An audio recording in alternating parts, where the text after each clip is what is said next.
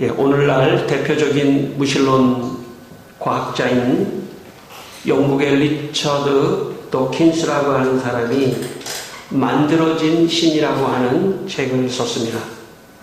그는 그 책에서 지능이나 교육 수준이 높을수록 종교적이거나 어떤 신앙을 지닐 가능성이 적다. 그렇게 말을 했습니다. 특히 그는 기독교 신앙을 믿고 있는 과학자들의 실명까지 거론하며 그들을 비합리적이고 이해할 수 없는 그런 이상한 사람들로 비하하기도 했습니다. 그의 영어 책의 제목은 The God Delusion이라고 하는 그런 제목입니다.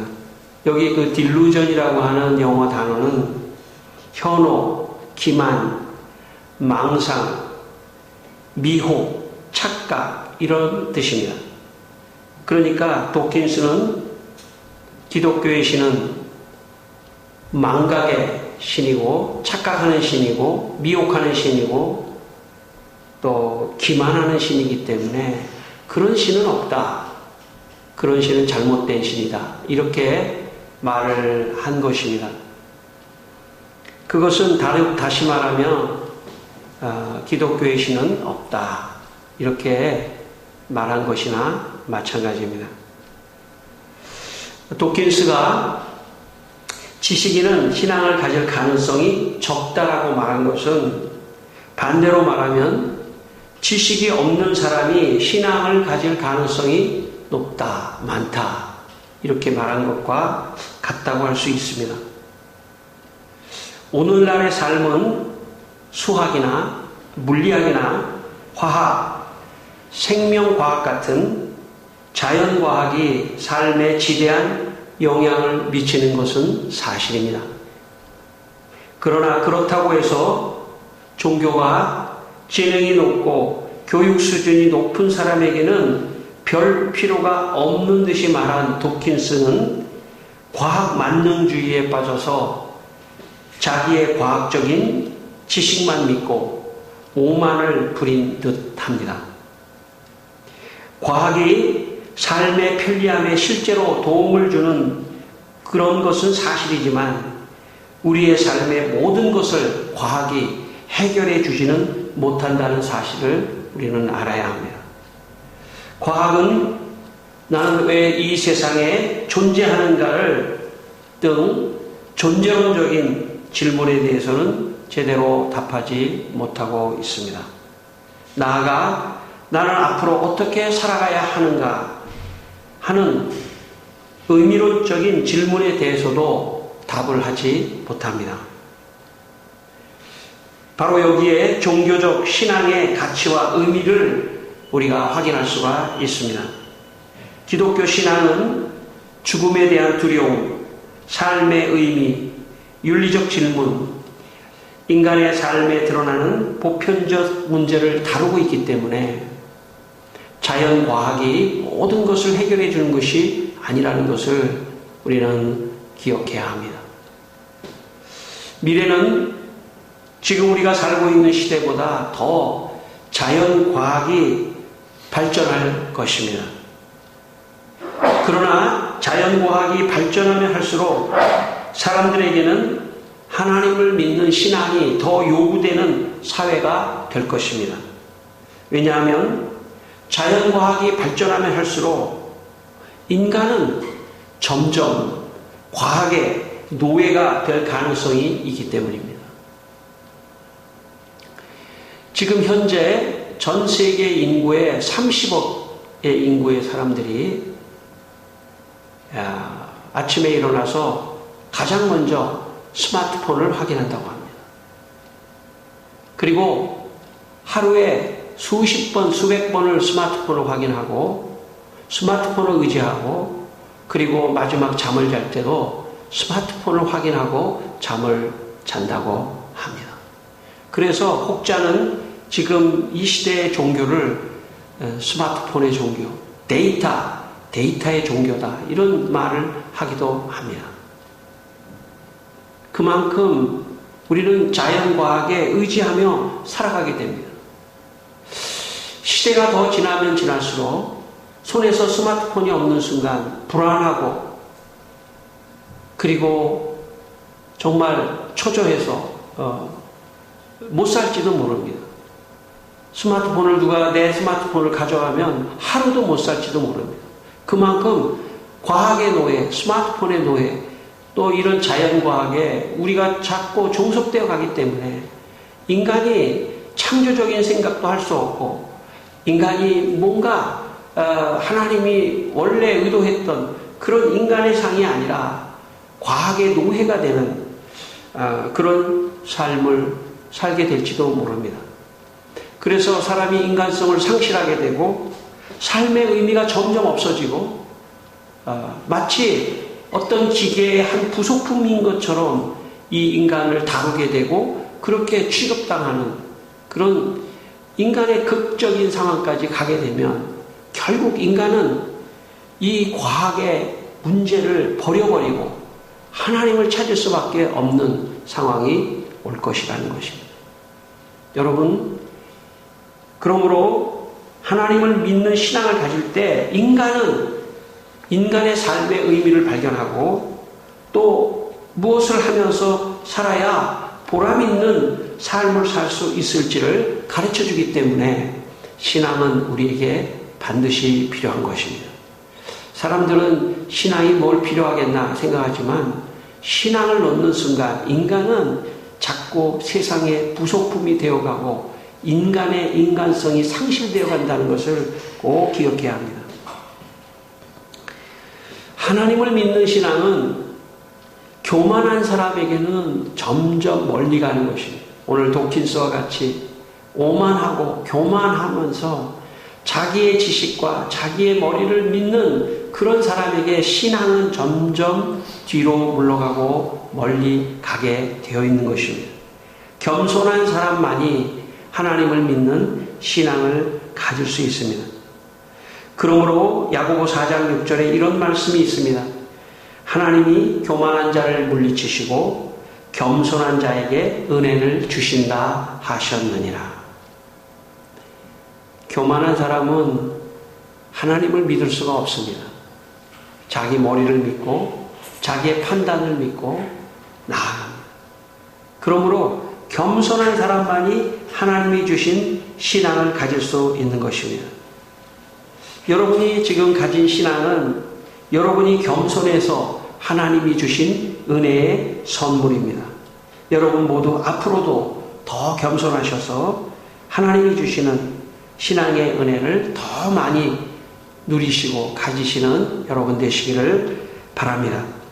오늘 성경 말씀 사도행전 1장 8절 말씀을 다시 한번 읽겠습니다. 사도행전 1장 8절입니다.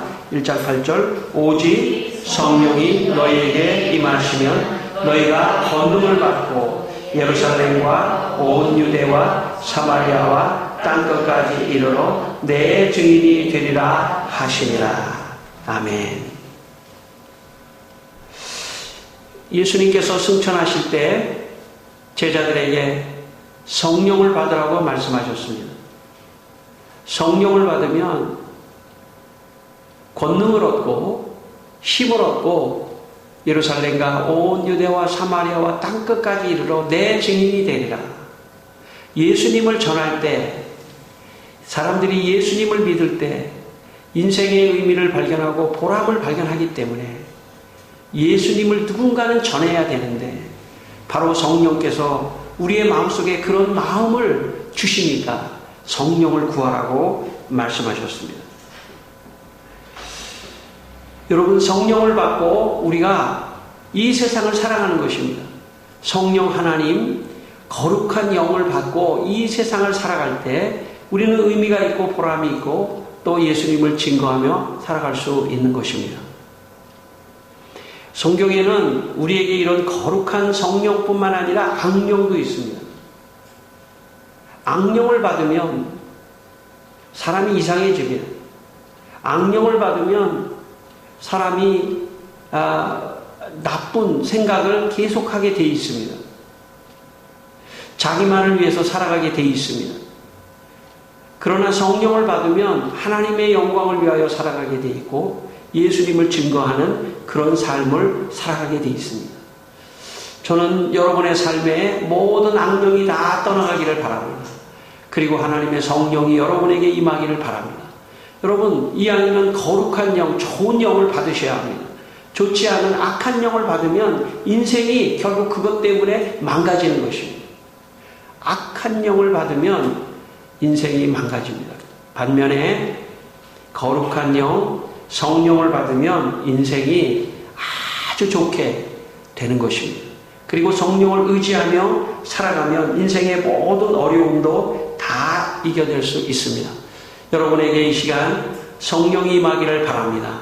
마음속에 성령이여 내 마음에 임재해 주시옵소서. 그렇게 마음으로 기도하시기를 바랍니다. 성령은 인격적인 하나님이시기 때문에 내가 인격적으로 성령 하나님 내 안에 임재하여 주시옵소서. 그렇게 내가 인격적으로 그분을 받으면 그분이 내 안에 임재하는 것입니다. 여러분에게 이 시간 성령 하나님이 임하기를 바랍니다. 마음속으로 성령이여 내게 임재하여 주시옵소서. 기도하시기를 바랍니다. 제가 고등학교 때 처음 교회에 가서 기도회를 참석한 적이 있습니다. 기도가 시작되자 모두 주여를 크게 3번 외쳤습니다. 저는 깜짝 놀랐습니다. 그것도 두 손을 들어서 주여 주여 주여 하면서 기도를 했습니다. 이따 우리가 설교를 다 마친 다음에 우리도 한번 제가 해볼 생각입니다. 저는 깜짝 놀랐습니다. 아니, 기도를 이렇게 하는 건가? 이게 뭔가 처음에는 너무 이상했는데 점점 하다 보니까 저도 자연스럽게 주여 주여 주여 이렇게 외쳤습니다. 그 다음에 주여 삼창을 한 다음에 이걸 교회에서 주여 삼창이라고 합니다. 제가 보니까 어떤 교회 가니까 어떤 목사님 다 스타일이 달라요. 어떤 목사님은 주여 주여 주여 이러시는 분도 있고, 어떤 목사님은 주여 이렇게 하시는 분도 있고, 어떤 목사님은 좀 길이가 좀 적당한 주여, 우리 적당한 거로 합시다. 적당한 주여 주여 이렇게 기도하시는 분도 있고. 그런데 그 다음에 어떤 기도를 하냐면 꼭 성령 충만을 위해서, 성령 충만을 위해서 기도하자고 그렇게 하셨습니다. 그래서 저는 기도를 그렇게 배웠습니다. 주여 주여 주여 기도하고 그 다음에 성령 충만을 위해서 기도하는 그런 기도를 제가 어린 시절에 기도를 배우면서 그렇게 배웠습니다. 나중에 알게 되었지만 그 기도는 오늘 사도행전에 나오는 예수님께서 제자들에게 제일 먼저 성령을 구하라고 하신 기도였기 때문입니다. 물론 주여 삼창은 아니지만 성령을 구하는 기도를 하라고 하셨기 때문에 제일 먼저 성령을 구하는 기도를 했던 것입니다. 기도는 내 뜻대로 하는 것이 아니라 성령이 내 마음에 감동을 줄 때 성령이 하라고 하시는 그 기도를 하는 것이 기독교의 기도이기 때문에 성령의 도움을 받으며 성령의 인도하심을 받으며 하나님의 뜻을 구하면서 기도하라. 이게 기독교의 기도입니다. 세상의 다른 종교에도 기도가 다 있습니다. 근데 그 세상의 다른 종교의 기도는 다 자기를 위해서 자기 생각으로 자기의 소원을 아뢰는 것입니다. 기독교의 기도는 그런 것이 아닙니다. 기독교의 기도는 성령께서 하나님의 거룩한 영이 내 안에서 나에게 생각나게 해서 하나님의 뜻을 구하도록 하는 것, 이것이 기독교의 기도인 것입니다. 그 가운데는 내 소원도 있을 수 있고 또 나와 관계되는 것도 있을 수 있지만 성령께서 기도하라고 하는 그 기도 속에는 더 깊은 심오한 하나님의 뜻을 구하는 기도가 담겨져 있습니다. 그래서 기독교의 기도는 다른 종교의 기도와는 차별이 있는 것입니다. 우리는 내 소원을 아뢰는 것이 기도가 아닙니다. 그래서 예수님께서 제일 먼저 너의 소원을 아뢰기 위해서 기도하지 않기 위해서는 하나님의 성령이 네 안에 있어야 한다. 그러므로 성령을 먼저 구해야 한다. 그렇게 말씀하신 것입니다. 오늘 14절을 한번 또 읽겠습니다. 14절 말씀 같이 읽겠습니다. 여자들과 예수의 어머니 마리아와 예수의 아우들과 더불어 마음을 같이하여 오로지 기도에 힘쓰니라. 여기에 보면 예수님이 승천하신 다음에 제자들 약 120명이 다락방에 모여서 이 기도를 했습니다. 그런데 여기 보니까 오로지 기도에 힘을 썼다. 이렇게 말씀합니다. 이 규절 하나만 보면 모든 120명의 사람들이 모여 앉아가지고 내가 요즘에 뭘 하니까, 내가 요즘에 무슨 사업을 하니까, 내가 요즘에 무슨 공부를 좀 하니까 잘 되게 해 주십시오. 그렇게 기도한 것이 아니라는 것입니다. 기독교인들의 최초의 기도는 그런 기도가 아니라 성령을 구하는 기도를 했다는 것입니다. 왜냐하면 우리 모든 사람들에게 가장 첫 번째로 해야 하는 기도는 성령을 구하는 기도를 하라고 하시는 모델을 보여주시기 위해서 이렇게 예수님께서 말씀하신 것입니다. 학자들에 의하면 이 다락방에서 며칠 정도 120명이 묵었냐면 한 열흘 정도 묵었습니다. 저도 이 마가의 다락방, 이 다락방에 성지순례를 하면서 직접 가본 일이 있습니다. 물론 학자들은 그 다락방이 그때 꼭 그 다락방이라고는 볼 수 없다고 얘기도 합니다. 아마 그러나 그 지역에 있는 다락방의 옛 모습이기 때문에 어딘가에 이런 다락방에서 기도했을 것이라고 추정합니다. 열흘 동안 그들의 기도 제목은 딱 한 가지였습니다. 그것은 성령을 구하는 기도를 한 것입니다. 그래야 그 성령을 통해서 하나님의 뜻을 구할 수 있기 때문에, 만약 그 성령이 없다면 기도는 언제든지 내 뜻만을 구하는 기도가 되는 것입니다. 그것은 기독교의 기도가 아닙니다. 기독교의 기도는 그 성령 안에서 기도할 때 내 뜻도 포함되지만 더 근본적인 것은 하나님의 뜻을 구하고 하나님의 뜻이 더 많이 포함되어 있는 것입니다. 그것이 기독교의 기도이기 때문에 제일 먼저 성령을 구하라고 그렇게 말씀하신 것입니다. 여러분, 이 성령을 구하는 기도를 예수님께서 이미 누가복음 11장 13절에 이렇게 말씀해 주셨습니다. 너희 하늘 아버지께서 구하는 자에게 성령을 주시지 않겠느냐. 교회를 다니면서 기도 그러면은, 내가 요즘에 공부하는데 공부 잘 되게 해 주십시오. 내가 요즘 사업하는데 사업 잘 되게 해 주십시오. 내가 요즘 다른 일을 하는데 잘 되게 해 주십시오. 이게 기도라고 생각할 가능성이 많습니다. 그래서 교회에 처음 오시는 분들도 기도할 때 이 예배실에 딱 오자마자 이 자리에 딱 앉자마자 하면서 자기 기도 제목을 기도할 가능성이 있습니다. 그런데 그게 나쁘다는 것이 아니라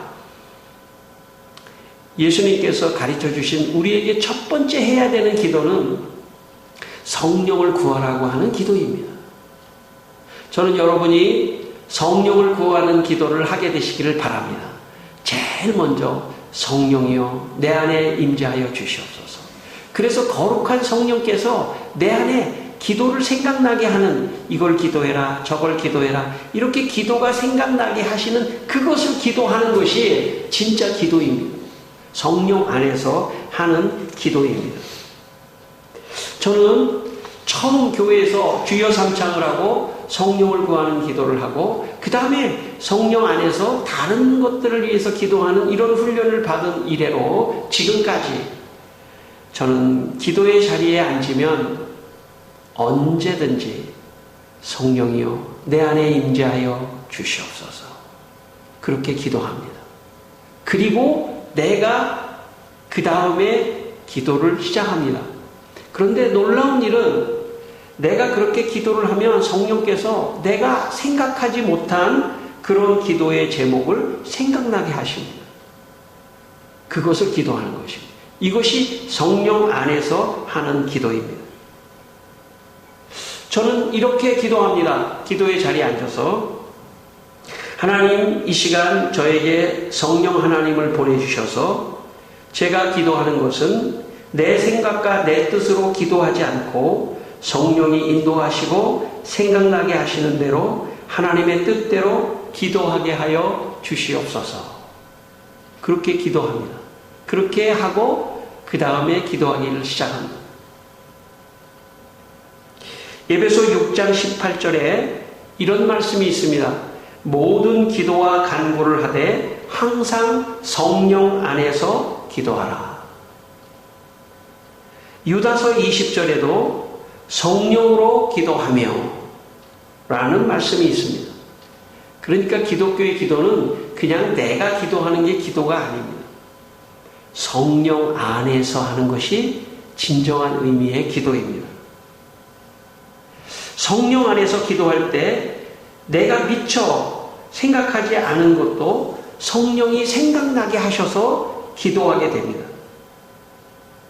때로 성령 안에서 기도하다 보면 성령을 구하고 성령께서 뭘 기도할까요? 성령 하나님, 내가 뭘 기도할까요? 그러다 보면 성령께서 내 죄를 딱 떠오르게 할 때도 있습니다. 그걸 회개해. 그 죄를 회개해. 라고 내 마음 안에 성령께서 어떤 도전을, 음성을 주십니다. 그러면 그 죄를 회개합니다. 그 죄를 회개하다 보면 또 다른 생각이 떠오릅니다. 그 다른 생각이 떠오르면 그게 개인적인 기도일 수도 있습니다. 그것을 기도합니다.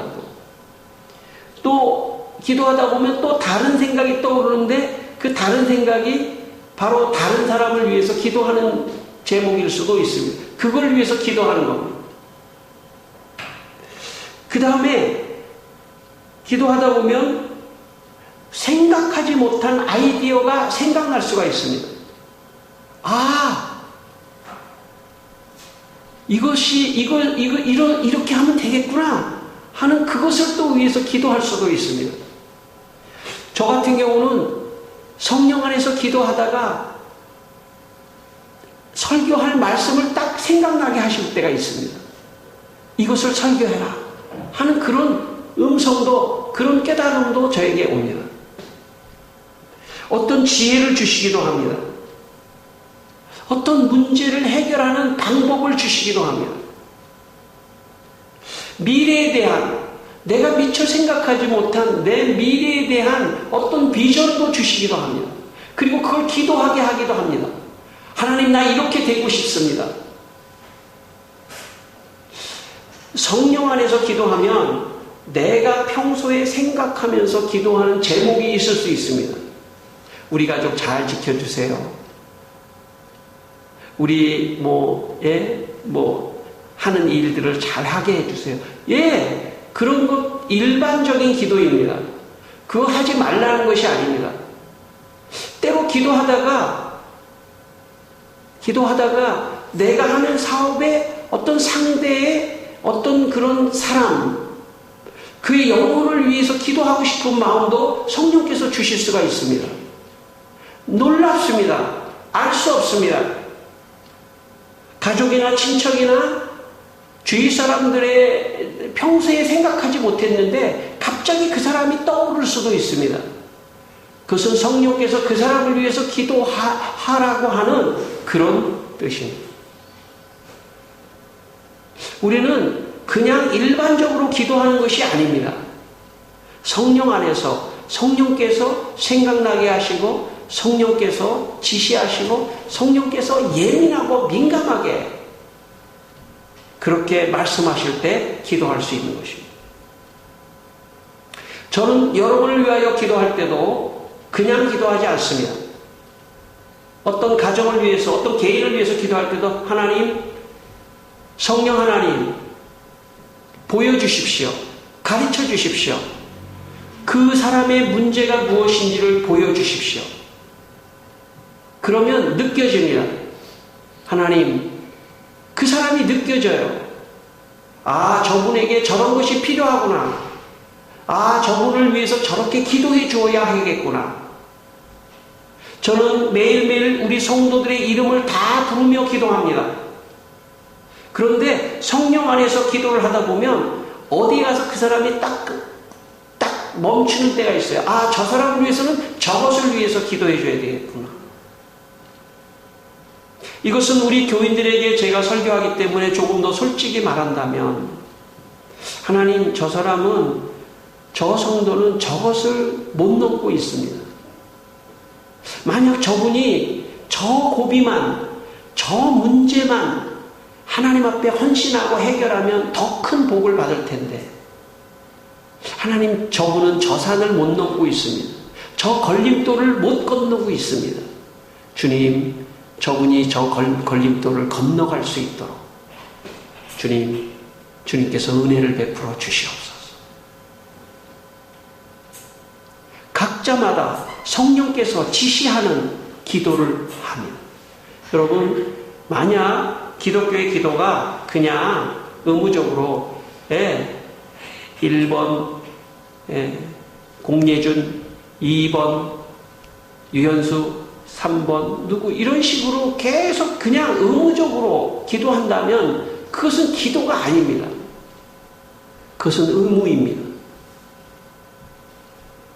1번 공예준을 위하여 기도할 때, 2번 유현수를 위하여 기도할 때 성령께서 가르쳐 주십시오. 그 아이의 가장 깊은 아픔이 무엇인지, 넘어야 되는 산이 무엇인지, 힘을 얻어야 되는 것이 무엇인지 주님 힘을 주십시오. 지혜를 주십시오. 이렇게 기도하는 것이 기도입니다. 그러므로 저는 교회를 다니면서 여러분이 외형적이고 형식적인 기도를 넘어서서 좀 깊은 기도를 하게 되시기를 바랍니다. 그것은 성령 안에서 할 때만 깊은 기도가 되는 것입니다. 의무적인 기도가 아니라 정말 깊은 기도를 하게 하는 것입니다. 놀랍습니다. 성령 안에서 기도할 때 기적이 일어납니다. 요한일서 5장 14절에 그를 향하여 우리가 가진 바 담대함이 이것이니 그의 뜻대로 무엇을 구하면 들으십니다. 그것이, 그렇게 기도하는 것이 하나님의 뜻대로 구하는 것입니다. 그런데 로마서 8장 27절 마음을 살피시는 이가 성령의 생각을 아시나니 이는 성령이 하나님의 뜻대로 성도를 위하여 간구하심이니라. 그러니까 엄밀하게 말하면 내가 이 생각해서 기도하는 것은 사실 내가 기도한다기보다는 성령이 나를 통하여 기도를 시키는 것입니다. 다른 사람을 위해서 기도하도록 성령이 기도를 시키는 것입니다. 그러므로 기도는 내가 하는 것이 아닙니다. 내 생각으로 하는 것이 아닙니다. 기도는 철저히 성령과 함께 하는 것이 기독교의 기도인 것입니다. 그래서 예수님이 승천하시면서 무엇보다도 중요한 것은 성령을 구하는 기도를 하라고 하신 것입니다. 저는 여러분의 신앙이 깊은 성령과 함께 기도하시는 그런 신앙이 되시기를 바랍니다. 마지막으로 13절 말씀 한 번 더 읽겠습니다. 13절입니다. 들어가 그들이 유하는 다락방으로 올라가니 베드로, 요한, 야고보, 안드레와 빌립, 도마와 바도로메, 마테와 및 알페오의 아들 야고보, 셀로신 시몬, 야고보의 아들 유다가 다 거기 있어. 아멘. 예, 여기 여러분 다락방에 여기 제자들도 다 있었습니다. 그리고 여자들도 있었고 예수님의 어머니도 아우들도 다 있었습니다. 120명의 사람들이 있었는데 공통점이 있습니다. 이들은 유대인이었습니다. 유대인들은 기도가 정해져 있습니다. 유대인들의 기도는 크게 세 가지로 정해져 있습니다. 첫 번째는 쉐마라고 하는 기도문을 외우는 것입니다. 이스라엘아 들으라, 우리 하나님 여호와 오직 하나인 여호와시니 너는 마음을 다하고 성품을 다하고 힘을 다하여 내 하나님 여호와를 사랑하라. 이런 기도문을 외우는 것이 기도라고 생각했습니다. 두 번째는 쉐몬의 에스레라고 하는 18가지 제목의 간구하는 기도문이 있습니다. 예를 들어서 이렇습니다. 찬양 받으소서 여호와 하나님, 깨달음과 인식, 바른 분별력을 주소서, 마음의 고통을 치유하시고 상처를 치유해 주소서, 우리 손의 행사를 축복하소서. 이런 식으로 18개의 간구하는 기도문이 두 번째 기도문입니다. 그러니까 오늘 우리로 말하면 내가 소원하는 것을 기도하는 거죠. 그 다음에 세 번째 기도는 개인 기도하는 것입니다. 유대인들에게 이런 기도가 세 가지가 다 이미 이 유대인들은 이걸 계속하고 있었습니다. 그런데 오늘 예수님께서 영 다른 기도를 하라고 말씀하신 것입니다. 그것은 이렇게 암송하는 기도가 아니라, 이렇게 암송하고 암기하는 기도가 아니라 성령 안에서 성령의 도우심을 받으며 기도하라고 그렇게 말씀하신 것입니다. 제자들은 이렇게 기도해야만이 너의 욕심을 따라서 기도하지 않게 된다고 주님이 말씀하신 것입니다. 성령이 없는 기도는 자기 욕심을 구하는 기도가 될 가능성이 많습니다. 그런 기도는 응답이 없습니다. 어쩌면 그런 기도는 응답이 있다 하더라도 그 사람은 잠시 있다가 그 사람은 하나님께 더 기도하지 않을 것입니다. 왜냐하면 그 응답 때문에 자기가 하나님을 떠날 수도 있기 때문에 그렇습니다. 자기 욕심을 따라서 가기 때문에 그 욕심이 자기를 발목을 잡을 가능성이 있습니다. 야고보 4장 3절 구하여도 받지 못하면 정욕을 쓰려고 잘못 구하기 때문이시다. 그러니까 자기 욕심을 따라서 계속 여러분 혹시 기도 응답이 안 되는 분 계셔요? 생각해 보셔야 돼요. 이게 내 욕심을 따라서 기도한 것이 아닌가. 120명의 성도들이 다락방에 들어간 것은 120명의 성도들이 다락방에 들어간 것은 쉐마 기도를 드리기 위해서 들어간 것이 아닙니다. 쉐몬의 에스레 기도를 드리기 위해서 들어간 것이 아닙니다. 자기의 욕심을 따라 개인 기도를 하기 위해서 들어간 것이 아닙니다. 그렇다고 그리스 철학자들이 강조하는 관상을 하러 들어간 것도 아닙니다. 120명의 성도들이 다락방에 들어간 것은 오직 성령을 구하기 위해서 들어갔다는 사실입니다. 성도 여러분, 인생은 혼자 사는 것이 아닙니다. 인생은 성령과 함께 살아가는 것입니다. 그리고 성령과 함께 기도하는 것입니다.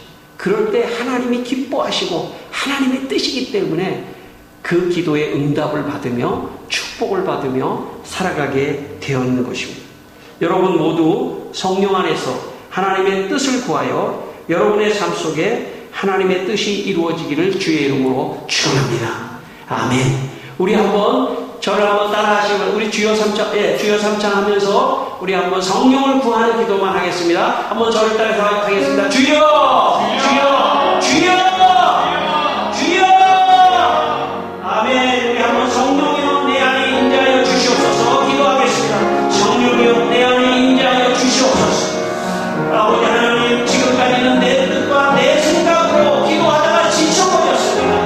그러나 성령이여 이 시간에 내 안에 임재하여 주셔서 내가 언제나 기도할 때, 언제나 기도하는 자리에서 성령께서 생각하게 하신 것을 기도하게 하여 주시고 성령께서 하나님의 뜻을 따라 기도하는 것에 동참하여 성령 안에서 기도할 수 있도록 주여 도와주시고 역사하여 주시기를 원합니다. 하나님 오늘도 우리 성도들에게 성령을 기름같이 부어주셔서 하나님 성령 충만하게 하여 주시고 성령으로 기도하여 인생을 하나님의 뜻을 이루며 축복받으며 살아갈 수 있도록 인도하여 주시옵소서. 이 시간 우리 성도들에게 성령을 부어주시어 성령 안에서 하나님의 뜻대로 기도하며 모두 기도의 응답을 받으며 축복을 받으며 살아가게 하여 주시옵소서. 예수님의 이름으로 기도드리옵나이다. 아멘.